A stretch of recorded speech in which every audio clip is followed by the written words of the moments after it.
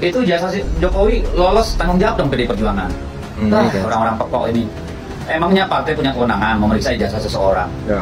Itu tugasnya siapa? Tentu instansi yang mengeluarkan. Jadi tidak ada kewenangan partai politik untuk meriksa ijazah orang. Urusannya opo coba lu. Kenapa lari ke PDI Perjuangan ijazah orang palsu apa kagak? Urusannya apa?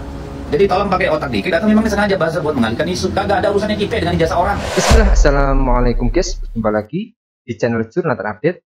Ternyata PDIP saja tidak tahu keaslian ijazah Pak Jokowi yang sekarang lagi ramai diperbincangkan publik. Akibatnya dengan kembali mencuatnya isu ijazah palsu ini, PDI pun ikut menjadi sasaran tembak. Jadi tak perlu berlama-lama, untuk lebih jelasnya langsung saja kita simak bersama-sama video ini guys. Bismillah. Oke, tadi Prof. Ikrar mengatakan penting nih diselesaikan urusan ini. Ya. Nah, pertanyaannya cara menyelesaikannya lewat apa? Lewat pengadilan juga? Kalau sekarang Jokowi menantang, silakan ajukan atau buktikan di pengadilan. Kalau buat saya, majukan pengadilan. Roy Suryo tidak masih percaya sama pengadilan tuh urusan ini. Nah, kan yang kemarin tuh diselesaikan. Itu yang saya bilang, itu yang namanya pengadilannya harus fair. Pengadilan mana yang bisa kita harapkan? Ya, itu yang harus pengadilannya juga harus kemudian terbuka ya, dan kemudian diikuti oleh media massa, media sosial, dan juga kemudian mereka-mereka yang concern mengenai hal itu, mau itu pendukungnya Jokowi, mau itu kemudian teman-teman di kampus atau apa. Kalau masalahnya bisa clear and clean, kan kita bisa move on ya, nggak ada ngurus-ngurus Pak Jokowi lagi ya. Betul. Sudah ya, end kita dengan Pak Jokowi harusnya. Itu yang sangat penting ya, karena berarti ya lagi-lagi kata tipu, bahwa Jokowi tukang tipu, itu ada satu hal yang bahwa dia menipu banyak orang mengenai keabsahan ijazah dia coret, benar nggak?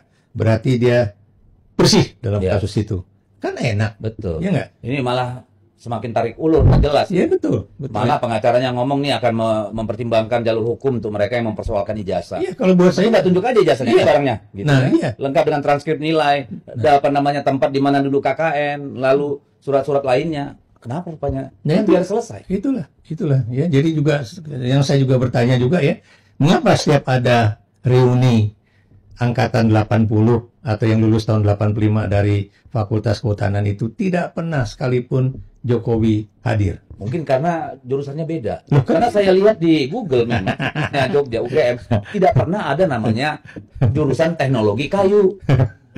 ini kalau beliau ngomong ini bercanda apa serius? Ya kan karena keributan. Karena keributan. Cek. Karena kan saya lihat videonya Pak Jokowi, saya lulus dari jurusan teknologi kayu. Saya cek lah beberapa situsnya. Tidak pernah ada yang namanya jurusan teknologi kayu. Iya.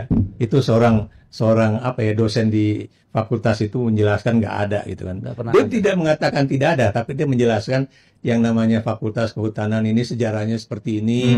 Dulu dosen kami itu banyak orang dari Belanda gitu kan. Tapi karena misalnya ada persoalan antara Indonesia dengan Belanda, akhirnya dosen-dosen kami pulang ke negeri Belanda, dan itulah kemudian muncullah dosen pertama dan sebagainya ya. Termasuk juga misalnya sejarah nama fakultas, kemudian departemennya apa aja gitu kan. Sama lah. Kalau Anda tanya misalnya fakultas saya di UI itu dulunya namanya gitu apa gitu kan.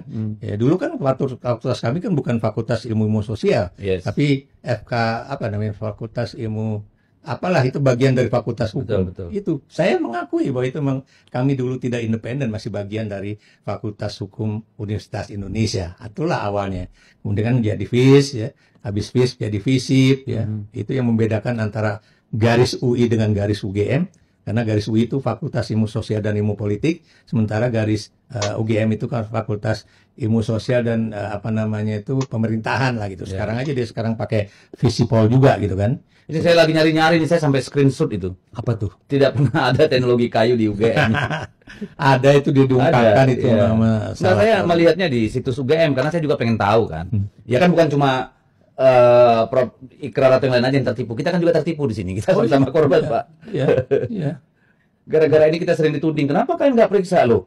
Yang ditugaskan negara memeriksa keabsahan itu dengan kewenangan, ya toh, itu adalah KPU. Iya. Dan Bawaslu. Tapi ini kan menjadi pelajaran juga buat PDIP. Untuk perbaikan undang-undang. Siapapun yang akan menjadi kader atau yang akan dikader untuk menjadi pejabat atau anggota legislatif adalah suatu hal yang mutlak bagi semua partai, apalagi PDIP, untuk mengecek latar belakang calon. Nggak kader bisa, itu. Pak. Kita kan nggak bisa pergi Kenapa? ke satu kampus, minta dong ijazahnya si A. Nggak bisa, Pak. Nggak bisa. Nggak bisa. Hanya yang bersangkutan yang berkepentingan, gitu. Kecuali informasi itu memang bisa diakses untuk publik. Seperti Bapak bilang tadi, ini kalau sudah digitalisasi, kita bisa tahu kelas kelas 1 angkatan tahun 85 siapa aja, yang lu siapa aja. Tapi Kalau begini Bung ya, Anda harus ingat ya, saya itu begitu lulus dari UI, saya tuh bikin fotokopi Oh iya. dari ijazah itu Betul. 25 kalau nggak salah ya. Kemudian kan di stempel Stempel. sama universitas atau Betul. fakultas. Nih, ini asli. Anak saya yang juga lulusan UI itu juga sampai datang ke Salemba. Kemudian ada satu ruangan khusus untuk melegalisasi apakah ijazah ini asli dikeluarkan oleh UI atau ada. Ada lengkap. Bahkan kita kan setiap kali mau mendaftar itu harus melakukan legis ulang. Nah, itulah. Kita harus ke kampus lagi pergi Iya, untuk iya. itu, dan itu kita serahkan ke partai dan juga KPU. Nah, yang kita bingung kan, ini orang dari mulai wali kota periode pertama, kedua, terus gubernur sampai presiden kagak ada permasalahan gitu kan? Anda tahu ketika dia jadi wali kota Solo, itu ijazahnya sarjana apa? Nah, ini kita baru tahu. Dr. Andus katanya. Nah, Dokter Andes. Itu saya tahunya dari siapa? Egy Sujana. Nah, sama. Kita kan Ya. juga baru tahu belakangan. Bukan, ya ini Egy Sujana waktu ketemulah sama saya di suatu acara ya, itulah sama teman PDIP juga. Terus dia nanya, "Krar, lu masih ingat sama gua nggak?" Siapa ya? Rasanya sih, tapi lu pakai kacamata, pakai topi, buka dong topi sama kacamata lo.